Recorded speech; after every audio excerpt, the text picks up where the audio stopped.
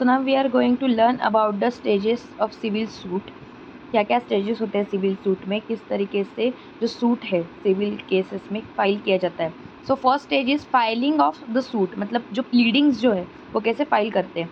So first is plaint.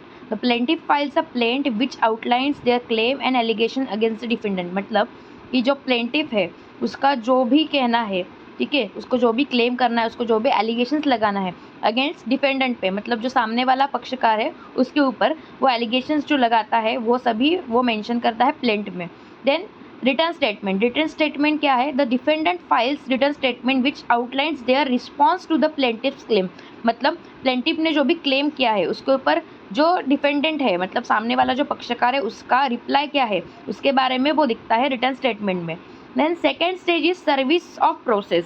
So first है service of summons. मतलब the court issues summons which is serve on the defendant requiring them to appear in the court. मतलब क्या है कि court के through summons भेजा जाता है जो डिफेंडेंट है उसको, जिसके बारे में मतलब लिखा गया होता है उसमें कि उसको क्यों कोर्ट में बुलाया गया है, क्या क्या उसके ऊपर क्लेम्स लगे हैं, तो उसके लिए जिस वजह से उसको कोर्ट में बुलाया गया है तो वो जिस दिन पे बुलाया गया है वो कोर्ट में अपेयर रहे, ठीक है, मतलब आए कोर्ट में. Then service of plaint. The plaint is serve on the defendant along with the summons. मतलब जो प्लेंट जो भी क्लेम किया है, ऑब्लिगेशंस लगाए डाले हैं कि करना है, कंप्लीट नहीं किया है जो भी, तो वो कंप्लीट करने का लिए जो प्लेंट बनाई गई है उसका भी साथ में लगाया जाता है, समन्स के साथ में लगा के जो डिफेंडेंट है उसको भेजा जाता है. Then third stage is for the appearance and admission. तो अपेयरेंस क्या होता है? The defendant appears in the court and admits और denies the claim made by the plaintiff.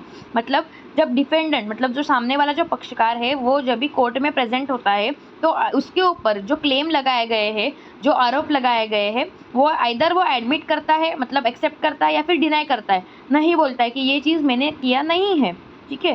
Then admission. If the defendant admits the claim, मतलब अगर defendant ने admit कर लिया क्लेम टू कोर्ट में पास अ डिक्री. कोर्ट क्या करता है? डिक्री पास करता है in favour of the plaintiff. मतलब जो प्लेंटिफ है, ठीक है, जो पक्षकार है जिसने फाइल किया है सिविल सूट, उसके फेवर में कोर्ट क्या करता है? डिक्री पास करता है. Then fourth stage is issue and framing of issue. So issues क्या होते हैं? The court frames issue which are the points of contention between the parties.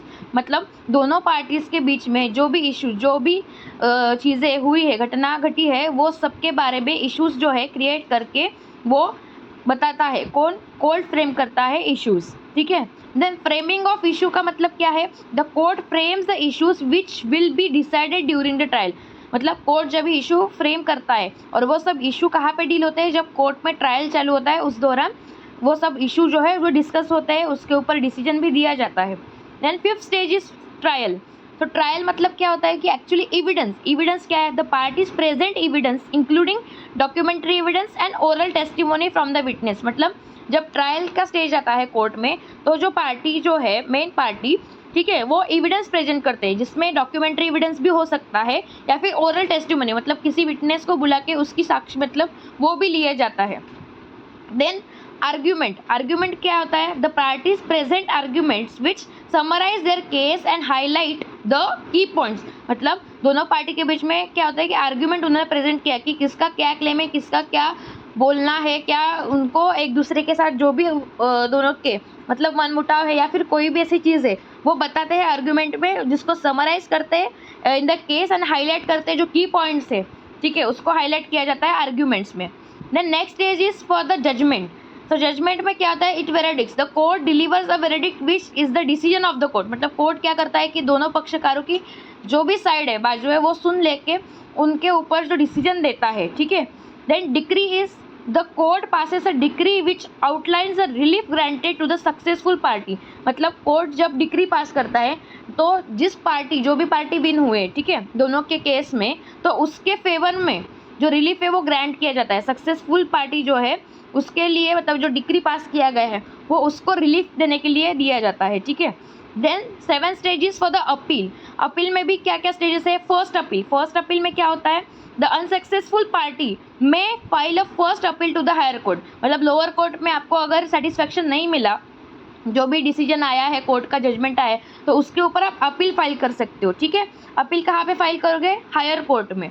Then second appeal क्या होता है, the unsuccessful party may file a second appeal to an even high court, मतलब सामने जो भी सेम जो है हाई कोर्ट, वहाँ पे भी वो फाइल कर सकता है हाई कोर्ट में अपना जो भी अपील है, ठीक है।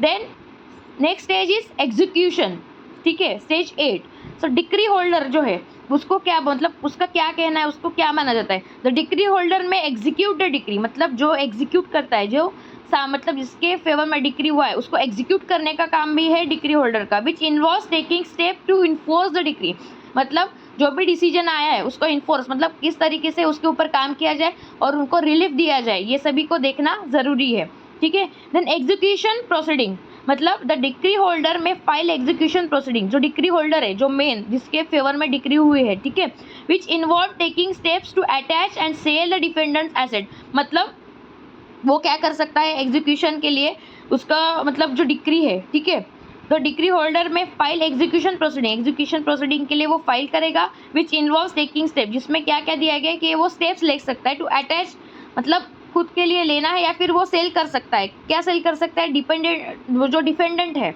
ठीक है, सामने वाला जो पक्षकार है उसके एसेट भी वो सेल कर सकता है। Then there are some tips and reminders for the civil suit. First, consult with the attorney to ensure that you understand the stage, मतलब जो स्टेजेस है of the civil suit and the procedure involve, ठीक है। Then ensure that you comply with all the rules and procedure of the court, मतलब आपने पूरे जो rules and regulations जो है उसको फॉलो किया है, कंप्लाई किया है, वो आपको इंश्योर करना है।